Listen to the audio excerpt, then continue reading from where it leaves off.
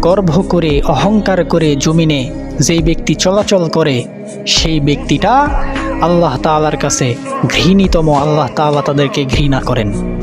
আপনি কল্পনা করতে পারেন যে আল্লাহ তাআলা যাকে ঘৃণা করেন তার স্থান কোথায় হবে? নিঃসন্দেহে তার স্থান জাহান্নামে হবে।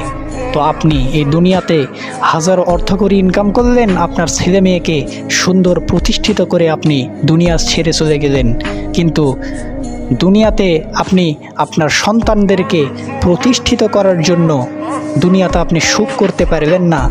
আপনি কঠোরভাবে পরিশ্রম করলেন, আর আল্লাহ পাক রব্বুল আলামিন এই আপনার অহংকার করার জন্য আপনাকে আখিরাতের ময়দানে শাস্তি স্বরূপ জাহান্নাম দিল।